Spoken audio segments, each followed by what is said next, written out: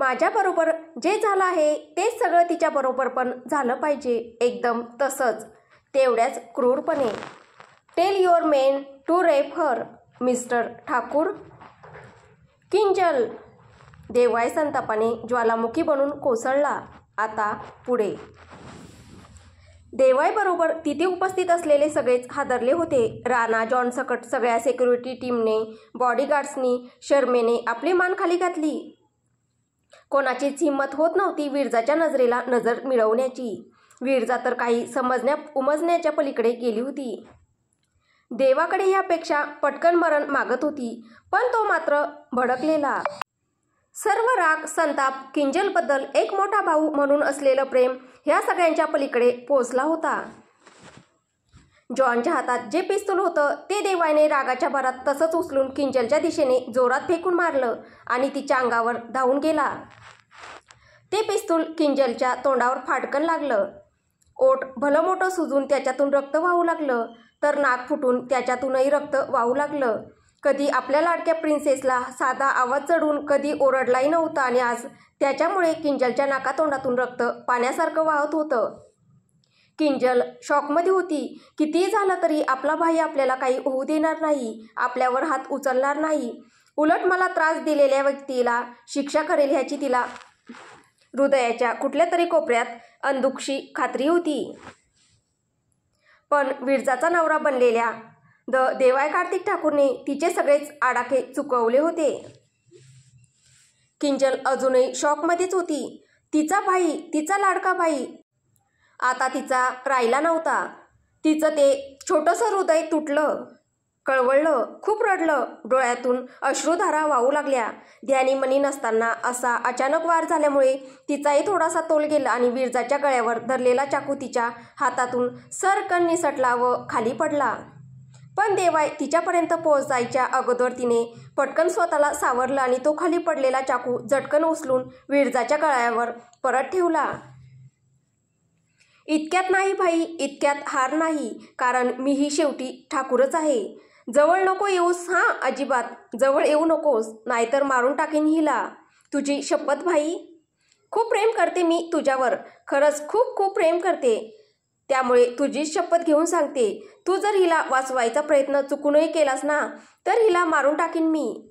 त्यामुळे तू जवळ येऊ नकोस माझ्या, अजिबात जवळ येऊ नकोस. तसा देवाय थबकला.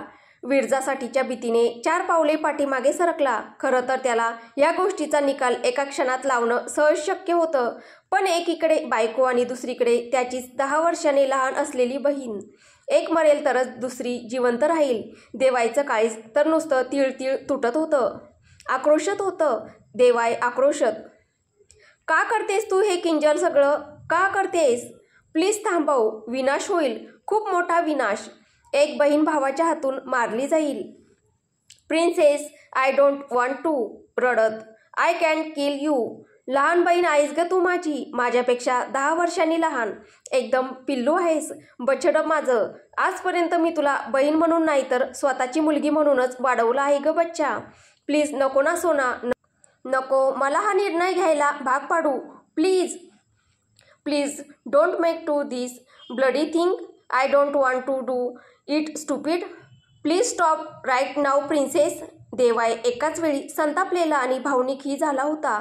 तशी किंजल दुखावली गेली. डोळ्यातून अश्रू तर झरझर वाहतच होते. संतापाने ती विरजाला बोलली, बघ बघ, डोळे फाडून बघ. आज तुझ्यामुळे एकमेकांवर जीवापाड प्रेम करणारे आम्ही बहीण भाऊ आज कुठल्या वळणावर येऊन पोहोचलो आहोत. बघ ए हरामखोर मुली, आमच्या सुंदर नात्याचं तू काय करून ठेवलं आहेस. कसं उद्ध्वस्त केलं आहेस तू आम्हाला, आमच्या प्रेमाला. आणि एवढं बोलून किंजलने विरजाचे केस रागाने जोरात खेचले. तशी विरजा कळवळली. ते बघून देवाय चिडला. किंजल म्हणून जोरात ओरडला. का राग आला तुला माझा देवाय ठाकूर? हां, का राग आला? का मारणार मला तू? जेव्हा तुझ्या लहान बहिणीबरोबर इतके अत्याचार झाले तेव्हा नाही ओरडला हिच्यावर?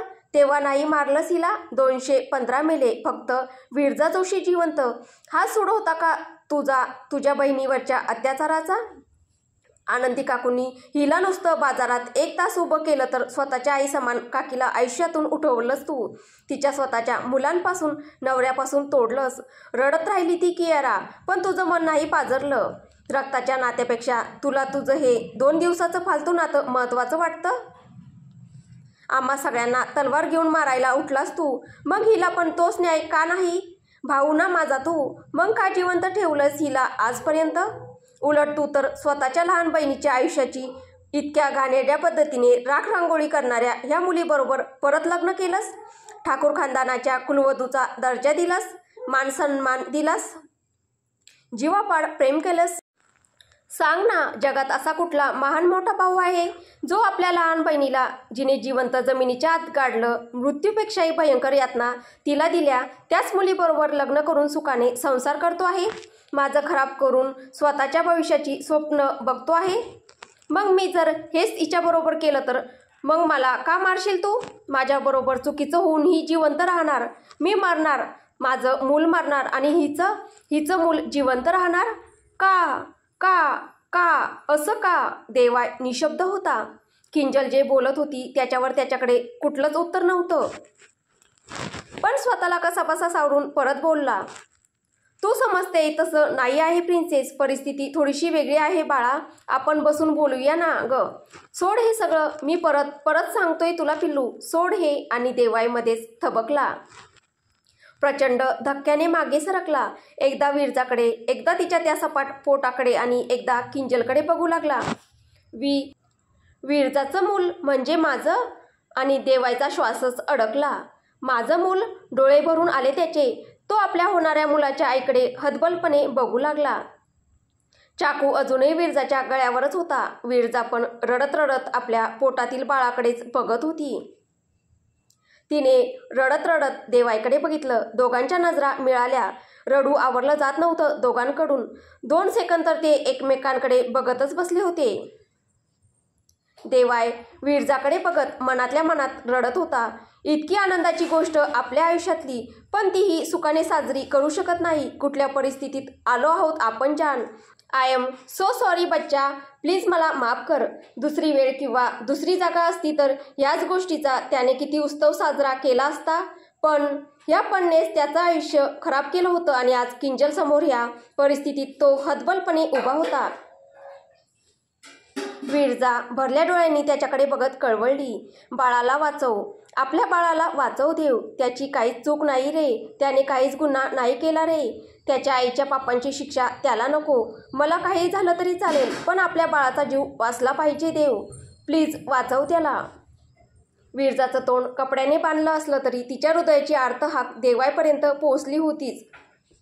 सिंहाचं बछडं आहे ते विरजा, काय होत नाही त्याला आणि तुलाही. मरून जाईल किंवा आज मारून जाईल हा देवाय कार्तिक ठाकूर, पण तुम्हा दोघांना काही होऊ देत नाही. देवाय विरजाच्या डोळ्यात डोळे घालून मनात बोलला.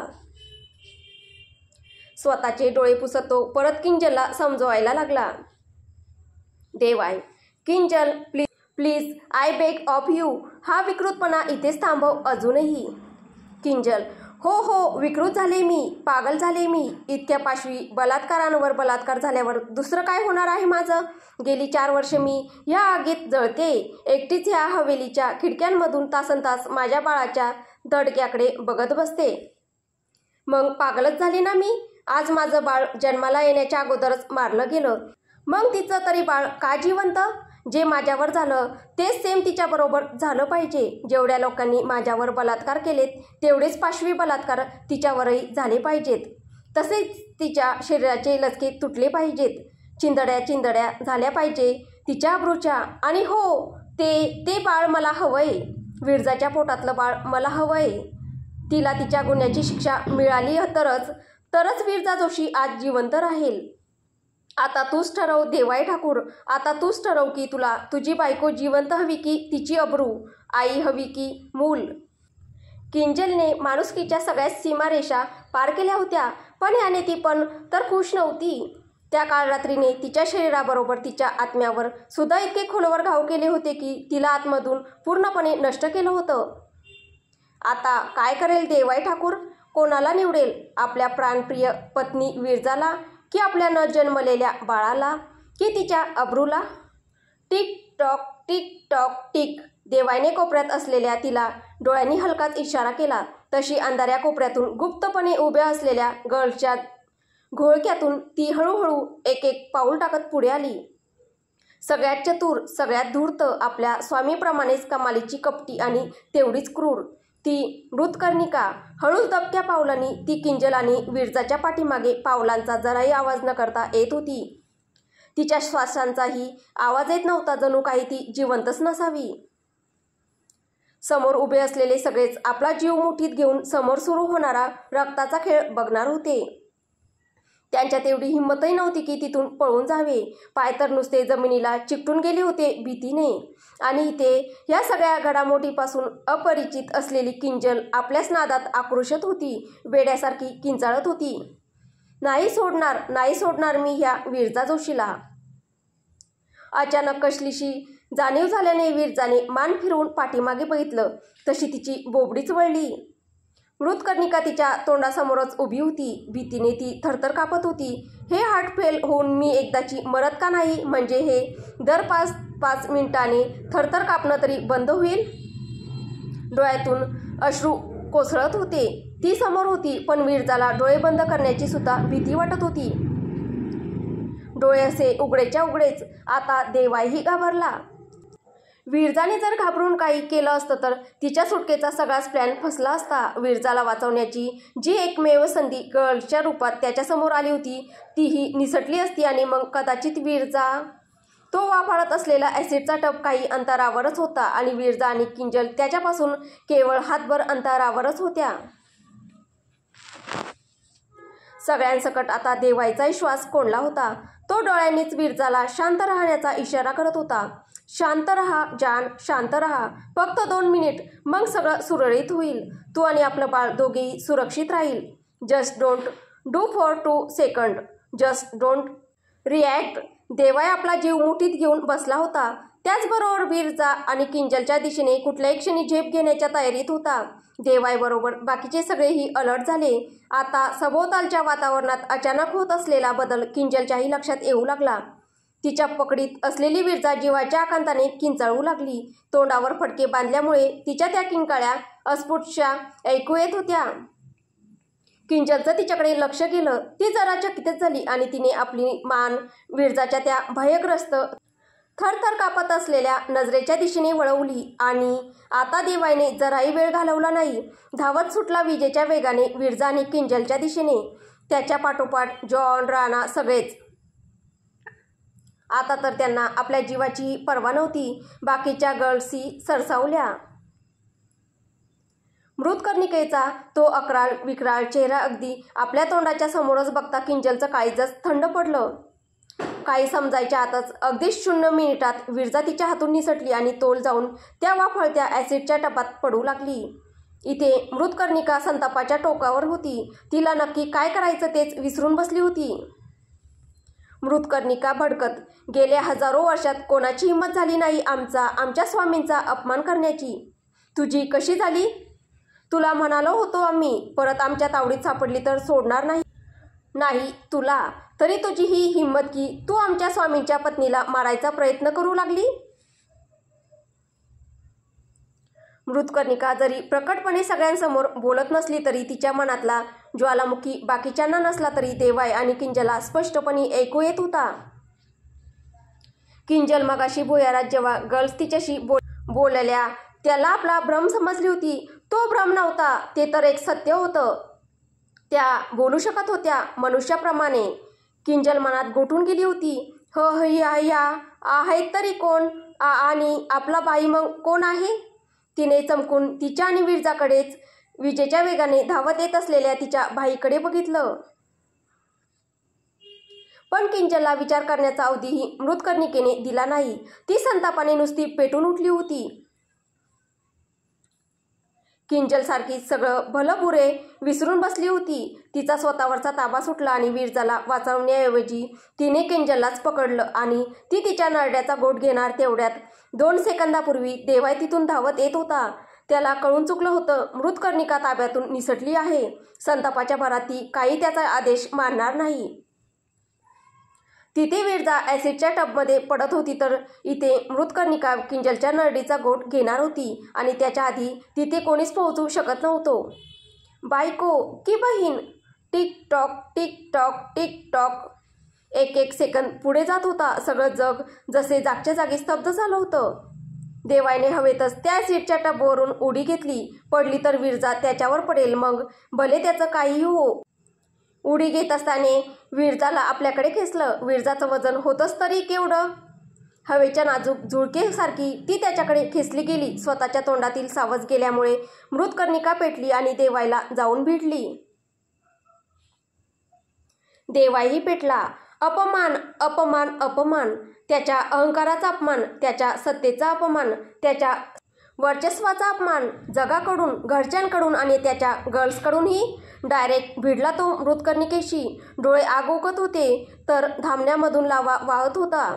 संतापाच्या भरात जणू सहस्र हत्तीचं बळस आलं होतं त्याच्या अंगात. धडाधड पटकत होता तिला. मृतकर्णिका पण चिडत होती, पण नंतर ती भानावर आली की आपण कोणाशी लढतोय. सगळा माज, तिचा सगळा राग एका क्षणात उतरला. देवाईने तिला अक्षरशः पायाखाली दाबून ठेवलं होतं. त्याची वक्र नजर तिच्या डोळ्यात खुपसत होती. मृतकर्णिका घाबरली. क्षमा क्षमा म्हणून माफी मागू लागली. देवाईने तिला रागाने ढकलून टाकलं. साऱ्या गर्ल्स अपराधीपणे मान खाली घालून उभ्या होत्या. एका दिवसात त्यांनी दुसऱ्यांदा आपल्या सम्राटाला नाराज केलं होतं. आज सारखे गुन्ह्यांवर गुन्हे घडत होते त्यांच्या हातून. मनातल्या मनात किंजलवर थोडं चरफडतच त्यांनी देवाईची प्रामाणिकपणे माफी मागितली. परत अशी चूक नाही, असा गुन्हा नाही स्वामी. चुकीला माफी नाही, शेवटचीच चूक, शेवटचीच माफी. देवाई मनातल्या मनात गरजत त्यांना बोलला. तिथे उपस्थित असलेल्या कोणालाही देवाई आणि त्या 7 जणींमध्ये होत असलेला मानसिक संवाद कळत नव्हता.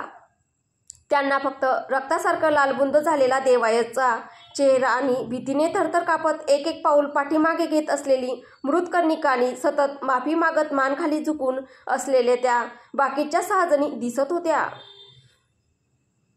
देवाई आणि त्या 7 जणींमध्ये काय होत आहे ते त्यांना कळतच नव्हते. कळलं असतं तर त्यांना हेही कोडं सुटलं असतं की देवाईने पॅलेसच्या कुठल्याही कोपऱ्यातून मारलेल्या हक्केवर त्या एका क्षणातच तिथे कशा हजर होतात. आपल्या गुन्ह्यासाठी देवाईची 1000 वेळा वारंवार माफी मागत लज्जित होत मान खाली घालून त्या परत अंधाऱ्या कोपऱ्यात गेल्या आणि तिथून गायब झाल्या. पण देवाईच्या एका हक्केवर परत हजर होण्यासाठीच. इथे देवाईच्या पाठीमागून आलेल्या जॉनने पटकन त्या पेटलेल्या रणांगणातून विरजाला मागे घेतलं. विरजा हातातून निसटल्याने किंजल वेडीपिशी झाली. तिने तो चाकू स्वतःच्याच छातीवर चालवला, पण देवाईने मध्येच हात घातला आणि तो चाकू अडवला. चाकू त्याच्या हाताच्या पंजाच्या आरपार गेला. किंजलच्या छातीवरही थोडीशी जखम झाली, पण ती एकदम नगण्य होती. देवाईने तो चाकू हळूहळू आपल्या पंजातून बाहेर काढला. डोळे अजूनही किंजलवर रोखून होते. चेहऱ्यावर शारीरिक वेदनेपेक्षा मानसिक यातना जास्त होत्या. किंजल आता थरथर कापत उभी होती. आता ना तिच्या मदतीला विरजा नावाची ढाल होती, ना चाकूरूपी शस्त्र. आता तिच्या समोर होता तो फक्त तो महानिर्दयी, महानिर्गुण देवाई कार्तिक ठाकूर. ती एक पाऊल मागे सरली, पण देवाईने तिला मागे जाऊ दिलंच नाही. किंजल आवरता आवरली जात नव्हती. वेडेपणाच्या भरात कशी पण आक्रोशत होती, किंचाळत होती, चावत होती. शेवटी देवाईच्या आतापर्यंत रोखून ठेवलेल्या संतापाचा कडेलोट झाला. त्याने एका हाताने किंजलला पकडलं आणि आपल्या त्याच दुखऱ्या जखमी रक्ताळलेल्या हाताने तिला फोडत चालला होता. शेवटी राणा आणि जॉन त्याला अडवायला धावून आले. बॉस, मॅम मरतील, मॅम मरतील. मरू दे एकदाची, म्हणजे हिची पापं तरी बंद होतील. देवाई संतापाने नुसता कोसळत होता किंजलवर. तुम्ही बाजू व्हा राणा आणि जॉन, नाहीतर सगळ्यात आधी तुम्हालाच तुडवेल. देवाई भडकून जॉन आणि राणाला बोलत होता. नजर अजूनही जॉनच्या पाठीमागे लपलेल्या त्या भीतीने थरथर कापत असलेल्या किंजलकडे रोखलेली होती. सगळं ठाकूर कुटुंब तिथे आलं. किंजलचा वेडेपणा बघून जॉननेच बाकीच्या ठाकूर यांना पण तिथे बोलावून घेतलं. पण इथेच तर चुकला होता जॉन. नको त्या व्यक्तीला, पण तर तो बोलवून बसला होता तिथे. फक्त त्या व्यक्तीला सोडून बाकीचे सगळेच किंजलकडे डोळे फाडून बघत होते. घरच्या लोकांना बघून किंजलला अजून रडू कोसळलं. मध्ये जॉन बोलला, बॉस, विरजा मॅम. जॉनने विरजाकडे देवायचं लक्ष वेधलं. विरजाच्या तोंडावरून ते बांधलेला कपडा हटवण्यात आला होता. तिचे हातपाय मोकळे करण्यात आले. बरंच लागलं होतं तिलाही आणि किंजललाही. दोघींना हॉस्पिटलमध्ये लवकरात लवकर नेणं खूपच आवश्यक होतं. पण दोघींना एकाच हॉस्पिटलमध्ये कसं? अजून ठाकूरच्या प्रायव्हेट हॉस्पिटलमध्ये अमित पण होता. किंजलच्या बाबतीत कुठलीही असावधानता देवाय कार्तिक ठाकूर आता तरी बाळगणार नव्हता. शेवटी किंजलवर हवेलीतल्याच हॉस्पिटलमध्ये ट्रीटमेंट करायचं ठरवलं आणि विरजाला लवकरातल्या लवकर ठाकूरच्या प्रायव्हेट हॉस्पिटलमध्ये हलवण्याचा निर्णय देवायने घेतला. जोपर्यंत किंजलचा नीट बंदोबस्त करता येत नव्हता तोपर्यंत देवाय पॅलेसमधून हलू शकत नव्हता.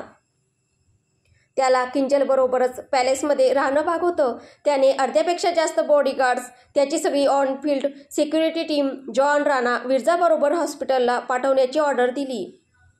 हॉस्पिटलमध्ये आधीच अमितबरोबर जोसेफ आणि सितारा सिंगही होते, त्यामुळे चिंतेचे कारण नव्हतं. आणि सोबत घरचे राजीव काका, जीजीही होते. आणि इथेच तर हुशार ठाकूर परत चुकला. हा हा हा. अर्धमेल्या अवस्थेत असलेली विरजा अर्धमिटलेल्या डोळ्यांनी देवायला बघत होती. देवायच्या डोळ्यासमोरून प्रत्येक क्षण विरजा दूर दूर होत चालली होती. तो हतबलपणे भरल्या डोळ्यांनी तिलाच जाताना बघत होता आणि ती त्याला. इतक्या मुश्किलीने जवळ आलेले असूनही त्यांना बरोबर एक क्षणही राहता आलं नाही की प्रेमाने एक मिठीही मारता आली नाही. त्याला त्याच्या जॉनला स्वतःपासून वेगळं करायचं नव्हतं, पण त्याचा नाईलाज होता. विरजाला घेऊन ते सगळेच पटापट निघाले. कार्स पॅक होत होत्या आणि शहराच्या दिशेने धावू लागल्या. देवाय हवेलीच्या गच्चीवरून त्या टीम टीम करत लहान होत चाललेल्या हेडलाईटच्या उजेडाकडे बघत होता.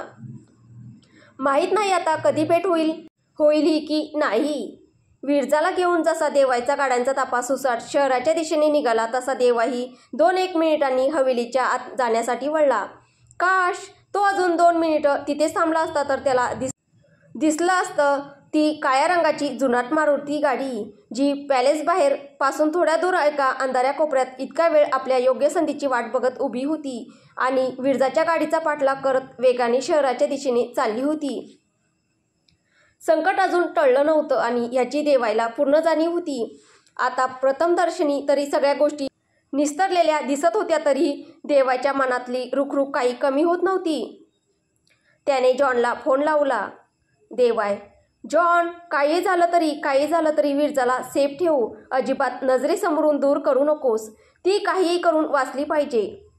जॉन, काळजी करू नका बॉस. विरजा मॅम सेफ राहतील. मी स्वतः त्या रूमच्या बाहेर राहील सोबतीला.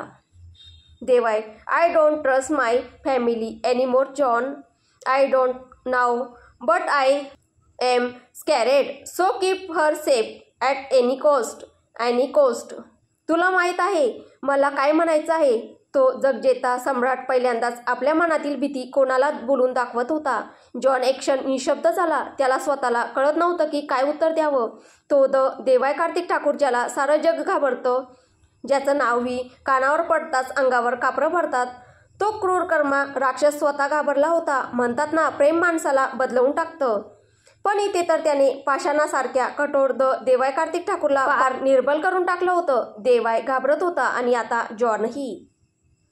कुठेतरी ऐकलं होतं, राक्षसाचा जीव त्या इवल्याशा चिमणीत असतो. एवलीशी विधभर उंचीची ती चिमणी, अगदी एवलासा जीव तो. सुंदर नाजूकशी पण दुर्बल चिमणी. तिला असं 2 बोटांच्या चिमटीत दाबलं की तो एवढा मोठा अवाढव्य क्रूर दानवही मरून पडतो. किती सोपं ना. आणि लोक उगाच त्या दानवाशी लढण्यात वेळ वाया घालवतात, स्वतःचा जीव धोक्यात घालतात. त्या मूर्खांना काय माहीत असतं खरं म्हणजे तर त्यांना चिमणीशी लढायला हवं, तिला मारायला हवं. हा हा हा. चिमणी खतम, राक्षस खतम. हा हा हा. इथे जॉन चिंतेने घेरला गेला होता. देवाय बरोबर तो पण येणाऱ्या संकटाची चाहूल अनुभवू शकत होता. पण तिथे तो मात्र अगदीच विरजाला घेऊन जाणाऱ्या ताफ्याच्या मागे एक हलकसं अंतर ठेवून हसत हसत गाडी चालवत होता. बरोबर ऐकलंस तू जॉन. राक्षसाचा जीव चिमणीत असतो, जसा देवाय कार्तिक ठाकूरचा जीव त्या विरजा जोशीत आहे. आणि ही गोष्ट मला चांगली माहीत आहे. त्याने गाडी चालवता चालवता आपल्या उजव्या बोटांची 2 बोटं अशी चिमटीप्रमाणे हवेत धरली आणि बोलला, ही पकडली विरजा जोशी मी चिमटीत. ती बोट एकमेकांवर घट्ट दाबत, ही दाबली तिची मान करकचून. आणि तिथे हा हा हा, तुझा बॉस मेला, हा हा हा. एवढं बोलून त्याने त्याची ती चिमूट मोकळी सोडली आणि खाली बघितलं, जसं काय प्रत्यक्ष देवाय ठाकूरचं प्रेतच पडलं असावं खाली पायाशी. त्या चिमटीतून निसटून तो डोळ्यात अंगार घेऊन रागात बोलला, असाच तूही पडून मरशील, नक्कीच मरशील. मग मी तुझ्या प्रेताचे तेच हाल करेल, जसं तू माझ्या पुढं बोलवलं गेलंच नाही त्याला. डोळ्यातून अक्षरशः पाण्याच्या धारा व्हायला लागल्या. मधून मधून हुंदकेही बाहेर पडत होते. त्याच्या गाडीत पाठीमागे बसलेली ती कधीपासून त्याच्या चेहऱ्याकडे बघत होती. तिचा कपटी चेहरा थोडा मावळ झाला. तिला जर त्याचा इतिहास माहीत नसता तर तिलाही आश्चर्य वाटलं असतं, पण त्याचा इतिहास आणि देवाय कार्तिक ठाकूरची कर्म ही ती चांगलीच जाणून होती, म्हणून तिला आश्चर्य वाटलं नाही. तिने हलकेच मान पाठीमागे टेकली आणि दुःखी पण रागीट नजरेने कारच्या त्या काळ्या काचांच्या पलीकडे बघू लागली. ती किती जणांची आयुष्य तू आजपर्यंत बर्बाद केली आहेस देवाय कार्तिक ठाकूर. किती जणांना त्यांच्या परिवारांना भरल्या आयुष्यातून उठवलं आहेस. पण तू हे विसरलास की आपली कर्म, आपली पापं कधीच आपला पिच्छा सोडत नाही. भूतकाळाच्या गर्भातून परत येत ती आपला न्याय मागतातच. त्यांची परतफेड इथेच करावी लागते रे देवाय ठाकूर. मी भोगली माझ्या कर्माची फळं, आता तुझी बारी. त्या क्षणी तिचा चेहरा त्या काळ्या कातळापेक्षाही कठोर झाला. इथे त्याने ही शर्टाच्या बाहीने आपले डोळे पुसले आणि डोळ्यात निश्चय धारण करत गाडी शहराच्या दिशेने दामटली. रात्रीच्या काळ्या अंधारात, त्या सुनसान अंधाऱ्या काळ्या कुळकुळीत रस्त्यांवर ती गाडी जीवाचा थरकाप उडवीत होती.